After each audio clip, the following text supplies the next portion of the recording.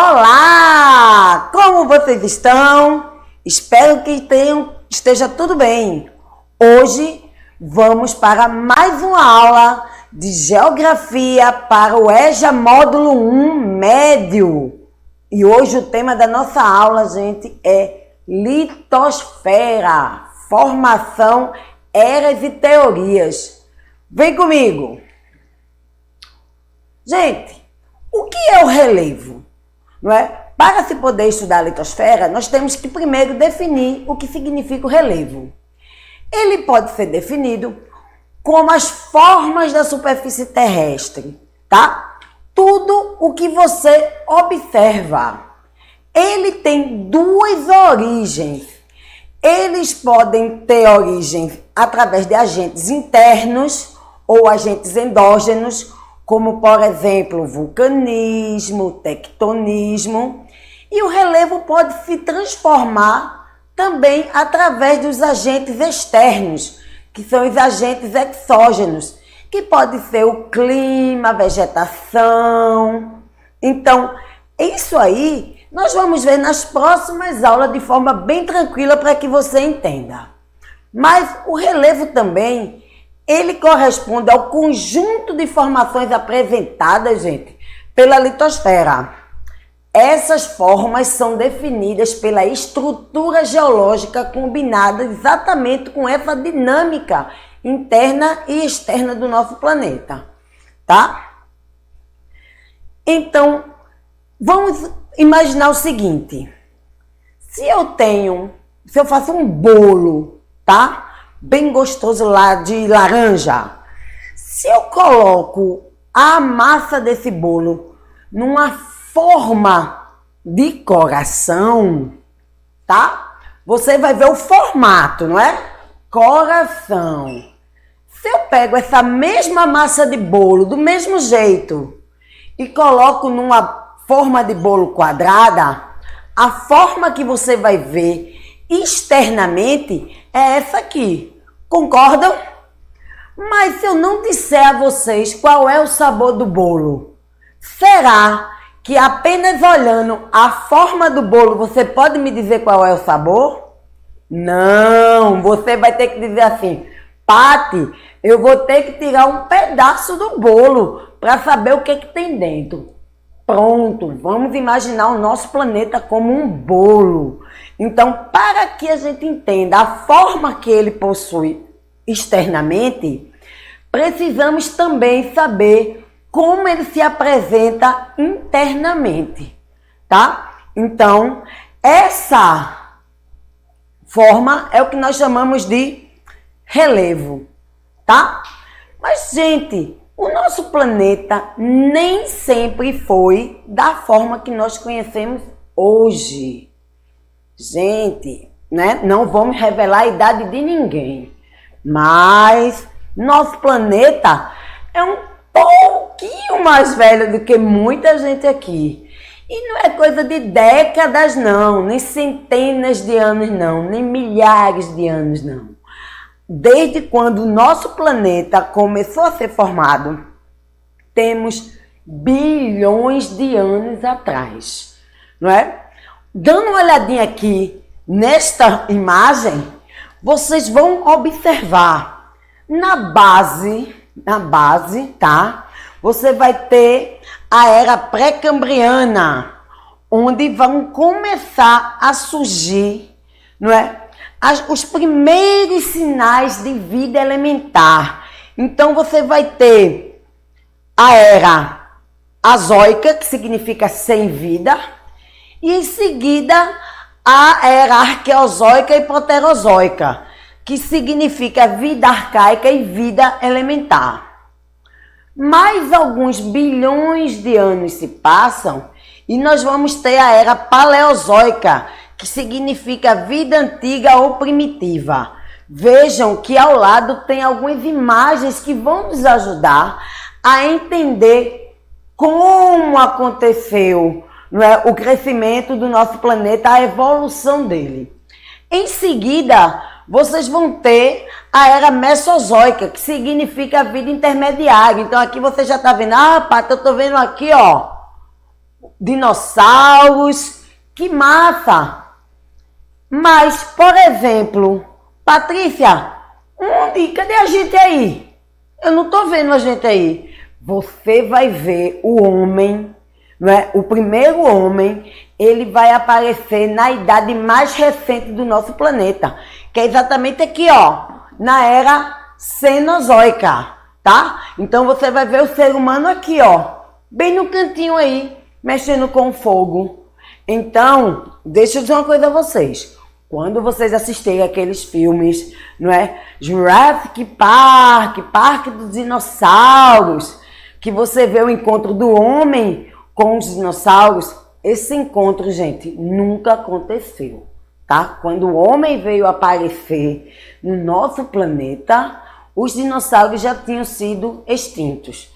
Então, por exemplo, para quem gosta de desenho em quadrinho, você que lê A Turma do Maurício de Souza, vai ter lá. Piteco é um personagem das histórias em quadrinhos do Maurício de Souza.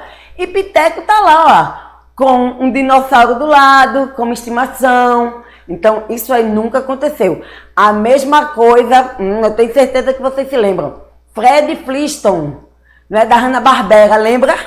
Fred, Barney, Vilma, Pedrita, Bambam. Não é? Você vê que os bichinhos desses são todos dinossauros. Mas isso também, gente, é ficção, tá? Nunca o homem se encontrou com um dinossauro vivo. Eu digo vivo porque hoje existem várias áreas do nosso país, nos museus também, em outros países, os fósseis, que é por onde nós estudamos a vida, né, e a evolução do nosso planeta. Como eu tinha dito a vocês anteriormente, o nosso planeta, gente, nem sempre teve essa forma aqui, ó, dos 5 continentes bem delimitados, lá embaixo, ó, lá embaixo na figura. Tá vendo? Essa forma aí é a forma atual do nosso planeta. Mas ela nem sempre foi assim. Nem sempre esses continentes foram afastados do jeito que estão. Houve uma era geológica, alguns bilhões de anos atrás, que o nosso planeta, pode cortar para mim, por favor, que o nosso planeta tinha todos os continentes unidos. Olha aqui, ó. Olha aqui. Tá? Aqui se chamou de Pangeia, não é? Pan, toda, Geia, terra, todo mundo junto. Então, mas Patrícia, peraí, não tô entendendo. Como é que o negócio era assim, todo mundo junto? E depois foi passando, olha, as eras geológicas, tá vendo? E foi se configurando no que a gente conhece hoje, né? Nos continentes africano, americano, asiático. Como se chegou nisso aí? Ah, aí tá o segredo, não é? Algumas pessoas passaram a estudar, não é? E tentar explicar a forma como os continentes se apresentavam atualmente. Um deles foi o alemão Alfred Wegener, não é? Qual foi a teoria que Wegener pensou? O que foi que ele imaginou, tá? Ele teve 4 grandes argumentos. Os argumentos morfológicos, morfo, você lembra sempre de formas. Os argumentos geológicos, os paleontológicos e os paleoclimáticos. Lembrando que paleo quer dizer antigo, anterior, tá bom? Então, prestem bem atenção o que é que Wegener imaginava na época em que ele quis explicar essa separação dos continentes. Primeiro, argumentos morfológicos. Morfologia vem de forma, não é isso? Então, se nós formos pegar os atuais continentes, nós vamos ver que eles, como se fosse um quebra-cabeça, eles quase que se encaixam. Então, foi a primeira coisa que Wegener fez. Tá vendo? Olha aí, ó, os continentes. Se a gente olhar direitinho, eles estão quase todos encaixadinhos. Então, eu tenho quase certeza que todos já foram unidos numa época. Aí todo mundo ficava, né, lá, imagina, tá o olho, prestando atenção no que ele falava. Segundo grande argumento, não é? Os argumentos geológicos. O que é que ele imaginou e o que é que ele provou, gente? Porque, olha, isso é que é importante, tá? O que ele dizia, ele ia lá e mostrava. Então, argumentos geológicos, não é? O que é que acontece? Ele percebeu que naqueles encontros, gente, ó, vou voltar, tá vendo que os continentes aqui se encontram, a América do Sul aqui com a África, ó. Então, o que é que ele percebeu?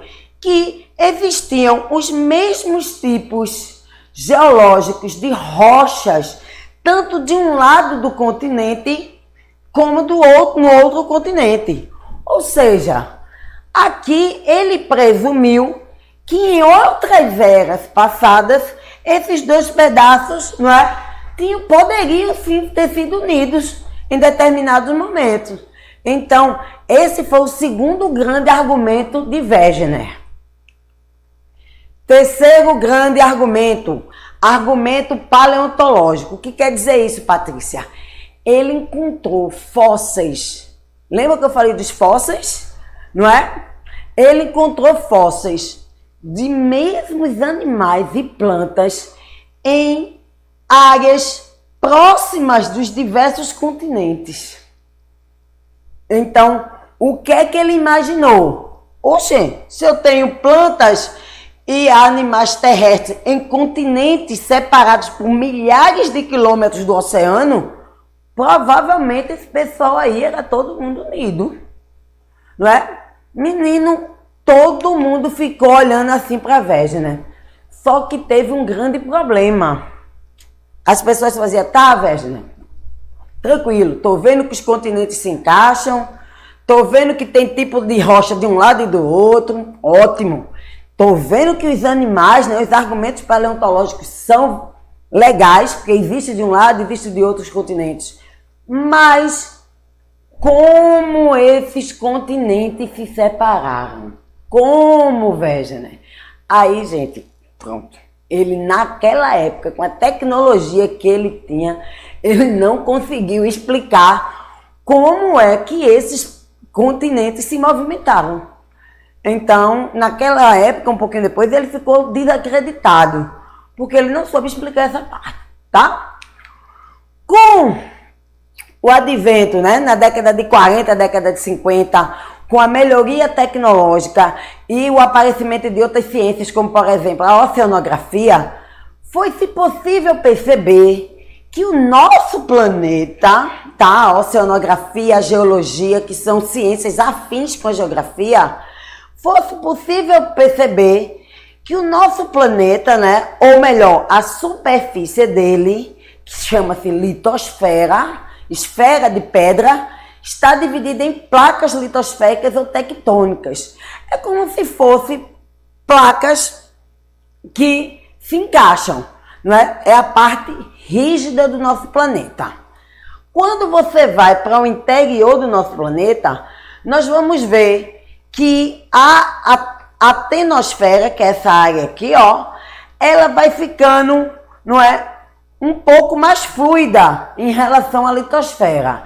E vai ser na tenosfera que vai acontecer essa mobilização de placas, tá? Então, essa teoria, se a de Wegener era a teoria da deriva continental, essa ficou conhecida como a teoria da tectônica de placas. Foi essa teoria que explicou o que Wegener, na época, não soube explicar. Como se movem essas benditas placas, não é? Como? O que foi que se foi explicado? Existem no interior do nosso planeta, na astenosfera, não é? Áreas de troca de calor, chamadas de correntes de convecção. E essas correntes de convecção é que fazem com que as placas se movam, tá? Mas, gente, você pode dizer, mas Patrícia, pelo amor de Deus, né? Eu nem sinto o nosso chão se mover. Quando a gente sente o chão se mover, é o terremoto. Não, não é o terremoto.